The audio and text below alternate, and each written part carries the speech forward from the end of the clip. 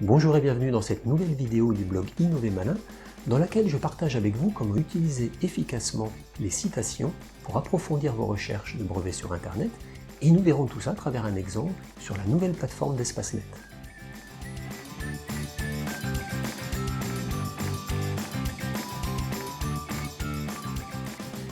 Avant d'aller sur le site d'EspaceNet, faisons tout d'abord un point sur l'utilité des citations. Le gros avantage des citations est qu'elles décrivent des solutions techniques analogues. C'est donc très utile, par exemple pour une recherche d'antériorité. C'est aussi intéressant pour retracer l'évolution des connaissances. Pour une solution technique donnée, vous pouvez retrouver toutes celles qui l'ont inspirée en remontant la chronologie des citations. Et enfin, c'est une information importante car elle reflète la valeur technologique et commerciale d'un brevet. En réalité, c'est un bon indicateur de l'innovation, dans le sens où plus un brevet sera cité par d'autres, plus il aura du poids dans un domaine technologique donné, plus son impact sera fort. Maintenant, essayons de comprendre le système des citations. Tout d'abord, il faut souligner que les citations sont contenues dans le rapport de recherche de l'examinateur. Concrètement, elles sont utilisées pour évaluer la brevetabilité de l'invention et elles sont classées selon leur pertinence. D'ailleurs, dans le rapport de recherche, il existe tout un système de codification avec des lettres pour traduire la pertinence d'un brevet. En ce qui concerne l'Office européen des brevets, 95% des citations sont établies par l'examinateur, et donc 5% directement par le déposant. Il faut bien comprendre qu'un brevet en cite d'autres, qui à leur tour en cite d'autres et ainsi de suite. In fine, ça crée tout un maillage. Du coup, un brevet peut donc se retrouver en aval ou en amont d'autres brevets. Voyons maintenant comment utiliser les citations. Alors évidemment, la première étape est de disposer d'un brevet sur lequel s'appuyer, un brevet pertinent. Donc si vous faites une recherche d'antériorité, utilisez les citations pour approfondir votre recherche. Évidemment, cela ne sert à rien d'approfondir votre recherche sur tous les brevets. Dans un souci d'efficacité, faites-le seulement sur les brevets que vous jugez vraiment pertinents. Les citations en amont, qui correspondent aux brevets antérieurs cités, vous permettront d'observer l'historique des connaissances techniques. Les citations en aval, qui correspondent aux brevets citants, vous permettront d'évaluer l'impact technologique d'une invention. Ça pourra vous être utile par exemple pour rester en veille et observer régulièrement qui s'appuie sur votre technologie. Pour illustrer tous ces propos, je vous propose une petite démo sur EspaceNet à travers un exemple pratique. Imaginons que vous vous intéressiez à la tente 2 secondes de Quechua, dont le concept est décrit à travers un brevet. Alors vous êtes maintenant en partage d'écran sur mon ordinateur perso. Donc nous sommes ici sur le site d'EspaceNet de l'Office européen des brevets.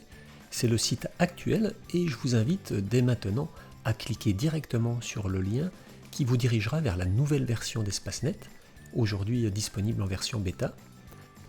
Alors nous allons renseigner directement ici le numéro de brevet de la tente 2 secondes. Donc vous voyez bien, il s'agit ici d'une tente auto-déployable comprenant donc une chambre intérieure.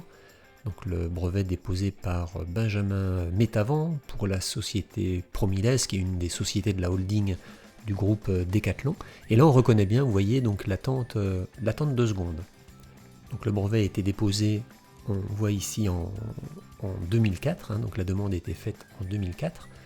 Alors je vous invite maintenant à cliquer sur ce menu déroulant pour aller directement sur les citations. Donc là nous voyons plusieurs choses dans la partie haute de cette page. Tout d'abord les documents citants, donc tous les brevets qui citent le brevet de la tente 2 secondes, qui ont été déposés après, vous voyez une date de priorité de 2010-2011, ou alors les documents cités, donc ce sont tous les brevets qui ont été cités lors de la rédaction du brevet de la tente 2 secondes, donc là on est sur des dates évidemment antérieures.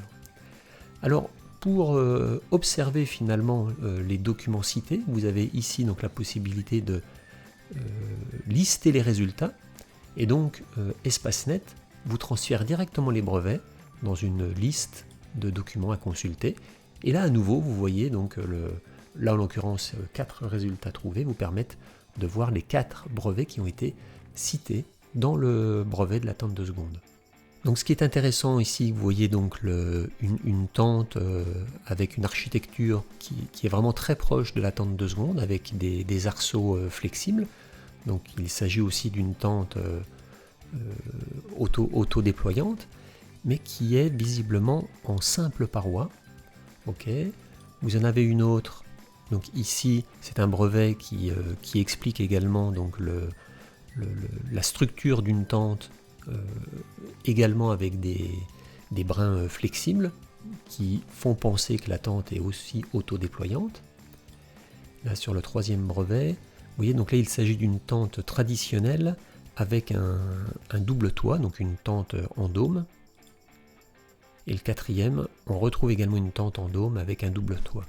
Donc là vous voyez finalement que la tente 2 secondes, qui est au final une association d'idées entre des brevets qui existaient de tentes autodéployantes avec une paroi unique, et bien cette solution technique, ce concept, a été appliqué au monde de la randonnée qui lui était équipé de tentes en dôme avec une double paroi. Et donc la synthèse des deux concepts a donné lieu finalement à l'invention de la tente 2 secondes tout simplement.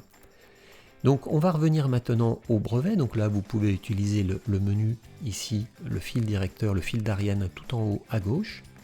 Donc là on revient sur le brevet et on va chercher dans les citations toujours les documents citants. Donc là la même chose, on clique sur la liste de résultats et nous avons 3 brevets déposés par le même inventeur, donc Christophe Garot, qui lui fait référence dans ses brevets au brevet de la tente 2 secondes. Donc là en l'occurrence on voit une tente aussi pliable qui n'est pas tout à fait conçue comme la tente 2 secondes, donc c'est finalement assez éloigné.